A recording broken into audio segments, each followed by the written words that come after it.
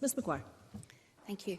Social isolation and loneliness can affect anyone at any time in their lives. I strongly agree with the Minister that this is a public health issue and we have a collective responsibility as a society to address it.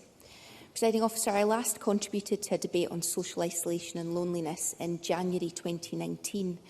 During that debate, I reflected that Scotland was leading the way as one of the first countries to publish a national strategy on tackling the issue of social isolation and loneliness. I also spoke to Age UK's call for policymakers to be clear about the difference between loneliness and social isolation. Loneliness is not the same as social isolation. People can be isolated yet not feel lonely. People can be surrounded by other people yet still feel lonely. The distinction between these two concepts is often overlooked, which makes it difficult to understand what can help people reduce their feelings of loneliness. Loneliness is a subjective feeling about the gap between a person's desired level of social contact and their actual level of social contact. It refers to the perceived quality of a person's relationships. Loneliness is never desired, and lessening those feelings can take a long time. Social isolation, as the Minister mentioned, is an objective measure of the number of contacts that people have. It's about the quantity, not the quality of relationships. People may choose to have a small number of contacts, and if people feel socially isolated, that can be overcome relatively quickly by increasing the number of people they're in touch with. Loneliness and social isolation are different but related concepts. Social isolation can lead to loneliness, and loneliness can lead to social isolation. They're different but can be experienced at the same time. People may feel different levels of social isolation and loneliness over their lifetime, moving in and out of such states as their personal circumstances change.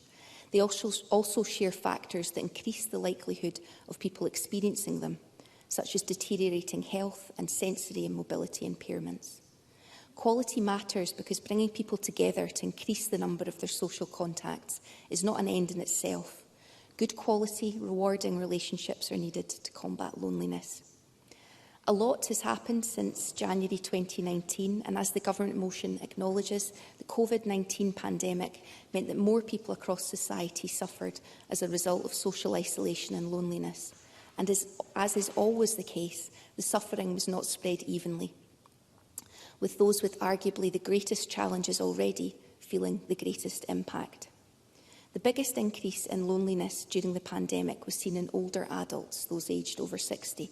I'm sorry that they're not mentioned in the Government's motion. Their experiences and the impact on their health and quality of life is something that was perhaps most visible to me during the pandemic. There was no greater illustration to me of how harmful social isolation and loneliness is than for those who saw the change in their loved ones in care homes who did not receive visitors. Constituents described to me in heartbreaking terms how they felt their loved one was fading away without the good quality visits from friends and loved ones that I spoke about earlier.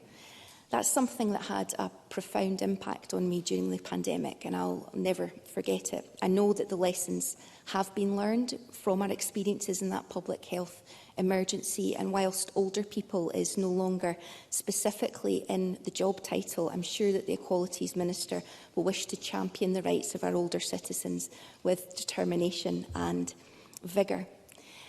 Just as the pandemic impacted on some disproportionately, the Tory cost of living crisis means that the poorest and most vulnerable in our society are more likely to experience poorer mental and physical well-being, lower life satisfaction and feelings of loneliness.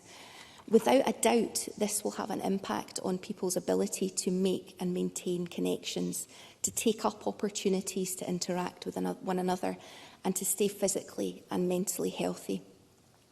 Last week, I had the opportunity and the pleasure of meeting with the Poverty Alliance, Scottish Women's Budget Group, and some of the women who'd contributed to the report, It's Hard Work Being Poor. This is an important report into the cost of living crisis. All of the women reported making significant changes to their daily lives to try to manage rising costs, including taking on additional hours of work and reducing social activities, so reducing that social contact. Many of the women reported having run out of ways they could adjust their daily life and concerns about managing rising costs. Stella is one of the contributors to the report. She's a black lone parent mother. She's aged between 35 to 44, living with her children. She has a long-term illness and disability. She accesses universal credit and is seeking employment due to the cost of living crisis, despite experiencing chronic pain and fatigue. If I may quote her, "This cost of living crisis has brought untold pain and suffering on women, especially single parents and children. Because of the way it impacts our lives on a daily basis, not being able to afford the essentials of life can be very stressful and robs women of their dignity and self-worth." The report contains actions for all spheres of government, Presiding Officer, which deserve serious consideration by those who have power and responsibility over policy and resources. Social isolation and loneliness are public health issues closely intertwined with issues of poverty and inequality, which have been exacerbated because of the pandemic and will continue to be affected by the ongoing Tory cost crisis.